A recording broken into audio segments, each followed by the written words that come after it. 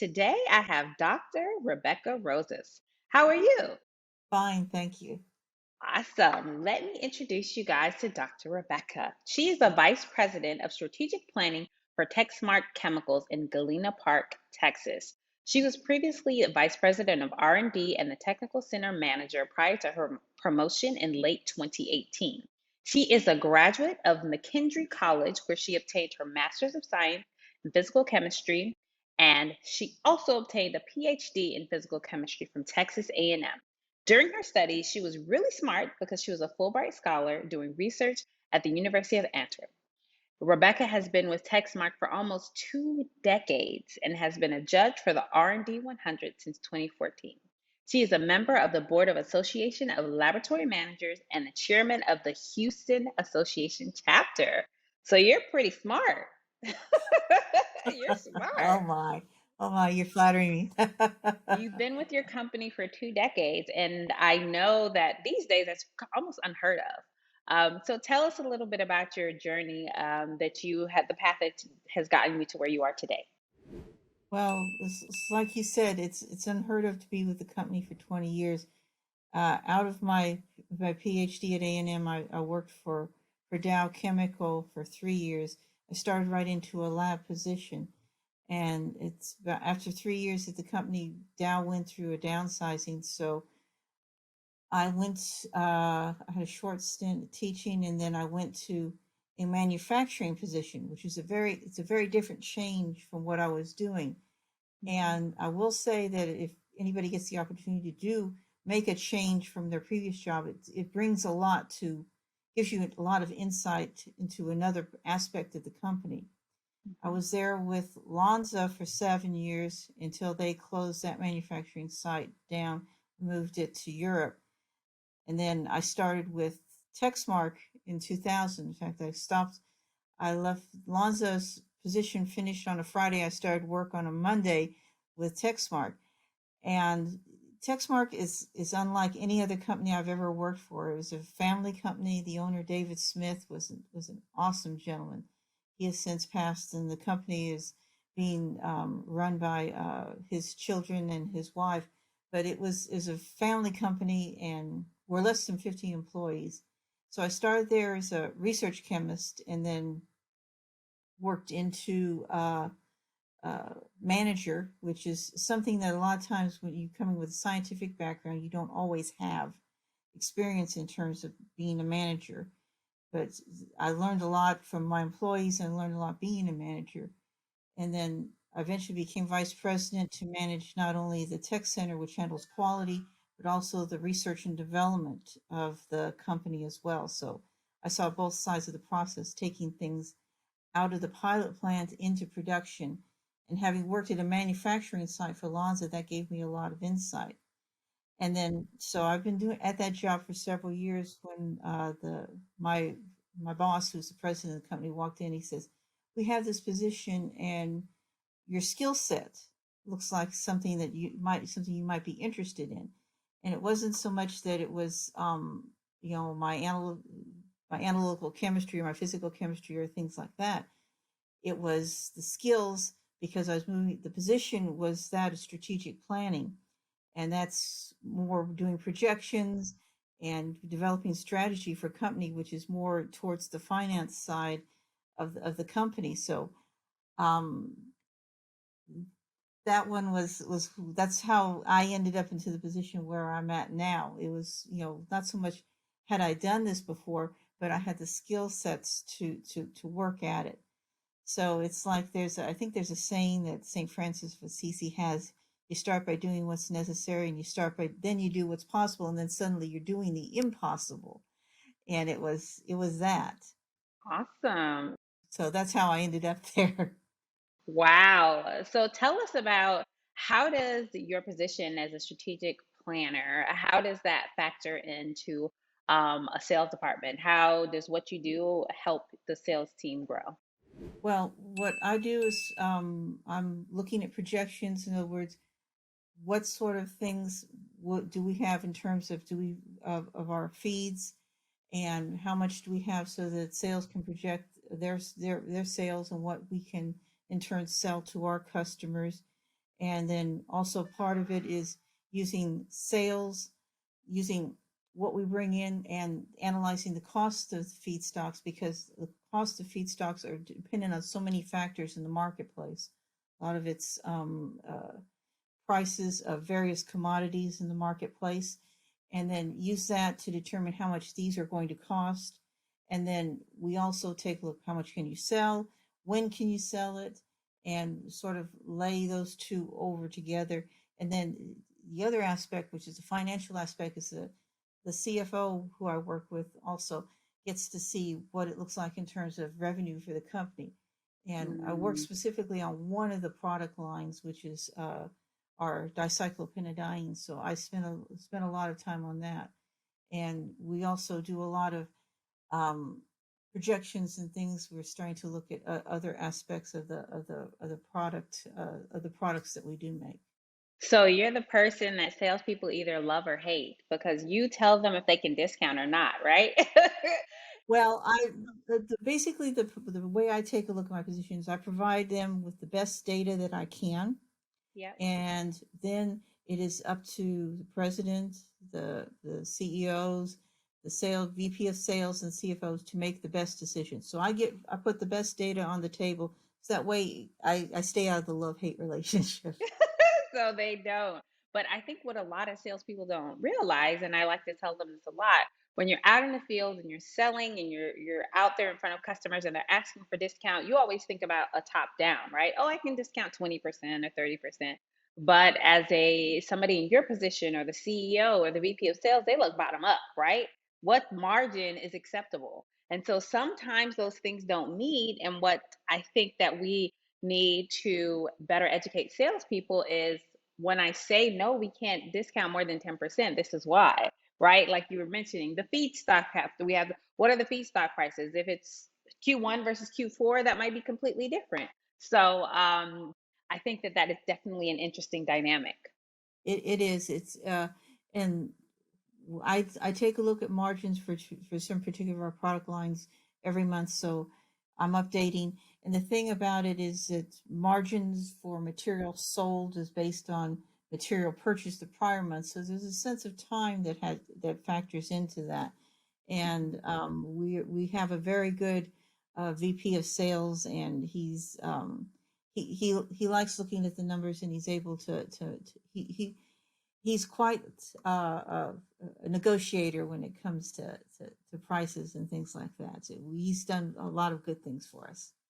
Okay, okay, that's good. So you work hand in hand with the VP of sales. That's amazing. So why don't you tell us about some of the challenges that you have in your job, just in terms of sales, right? Like, so in terms of, is it interacting with salespeople? Is it the kind of selling, economic climates? What are some of the biggest challenges that you have faced? Well, this has been a strange year because of the pandemic, Hmm. and the price of some of the commodities has done unheard of things. So it's challenges the models and the projection models that you develop. The other thing is that um, one of the things Texmark prides themselves on is being flexible, and what is said in the company is everything turns on a phone call. You get a phone call, customer says he's got to have something, so things start to move very quickly. And we ship not only by truck, we ship by rail, and we ship by bulk through Kinder Morgan terminal over water. So we have several types of transportation. So lots of moving parts, and things change, as I can expect for feedstocks. The weather plays a part. If we're receiving feedstock coming in by bulk, you hope the weather stays good. There's no fog on the channel, so you can get your material in. Mm. Of course, the freeze hampered our ability to manufacture. We didn't have any serious damage, but obviously you couldn't get trucks in, you couldn't get trucks Hmm. out. So Hmm. we were constant, dealing with our suppliers, dealing with our customers. They're asking, when do you think you'll be open? and you have to tell them, and then you have to work with your carriers, who are the railroad, the um, the truck carriers, when they can get trucks in, trucks out, and things like that. So it's communication is a big part of what goes on in terms of sales, and Yeah. just everybody's keeping everybody informed is an important part of our job, and it's a challenge every day, because what you don't know what's going to change in a day. Somebody Yeah. may not be able to get in and pick up a truck, okay, or it may be an issue with a rail car, or like I said, the weather may delay bulk shipments coming in for feedstock. Um, Other times is, somebody calls up and says, "Hey, I need something. I'm going to be out if I don't get it." So you do what you can to help people out. It's one of the things TechSmart prides itself on, is being able, customer service, being able to, when somebody needs something, to be able to get that to them. And our logistics people and our sales people do a wonderful job of doing it. But the phone call does happen, and 3 o'clock on a Friday afternoon is when it usually does sometimes. It's always at that time. Yeah, and I think that one big takeaway is that there are so many things that are out of your control as a salesperson. And I know a lot of times salespeople, they have to be that face of the customer, if you will. And so when these delays happen, they're always like, well, how do I explain it? And so, you just gave some great tips, right? Like, hey, if we have to ship it by boat, versus by rail car or truckload, right? That impacts delivery time. And if there is a worldwide pandemic, or if there's a freeze, or if there's a hurricane, right? There's nothing, we can't really impact those things. So, yeah, those are all things that salespeople have to think about. So, as you think about some of the things that you are most proud of, or a success story that you could share with us, so why don't you share one of those with us? Okay. Well, one of the things we brought to the company is something we call enterprise resource planning.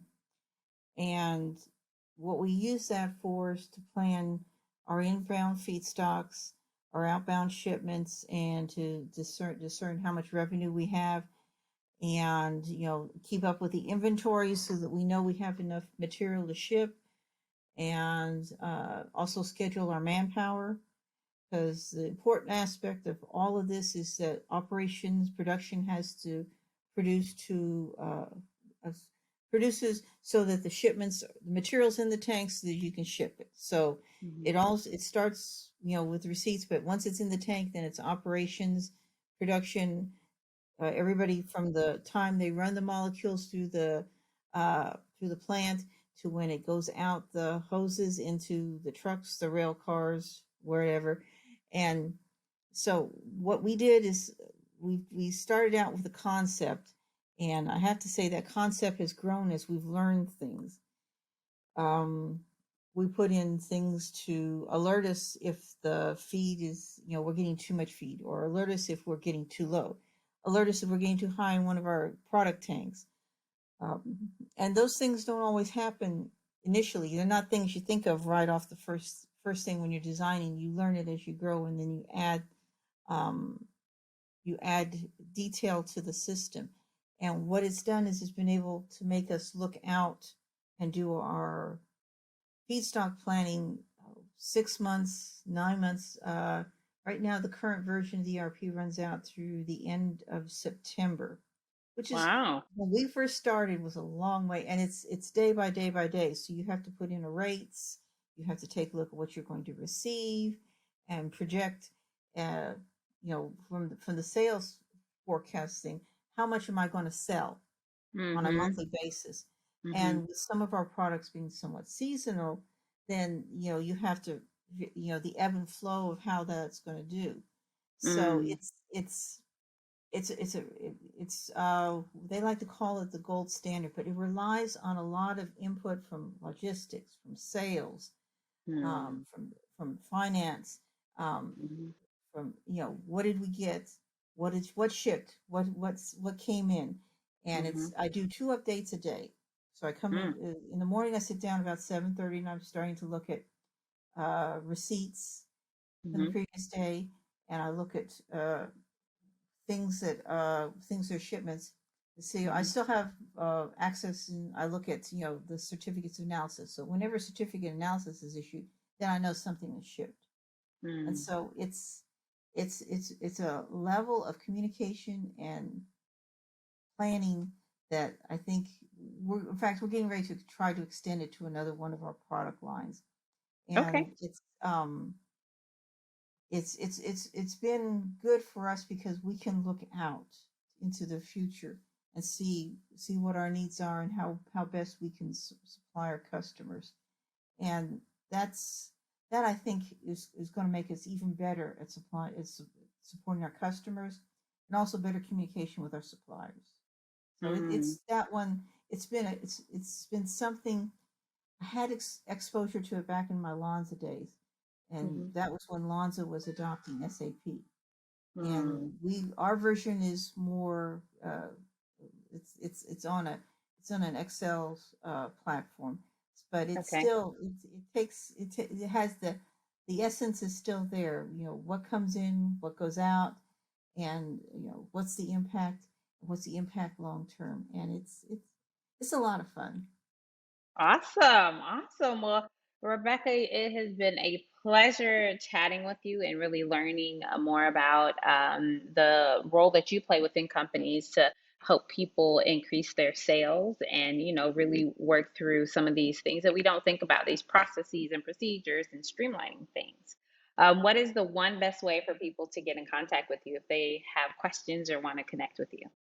Um, my email is rroses@texmark.com, Okay. and but if you put something in the subject line, say questions about the podcast, that way I'll know what they're looking for. Okay. Awesome. So you won't turn them away and say, oh, that's spam. Or yeah, you won't get put away with spam.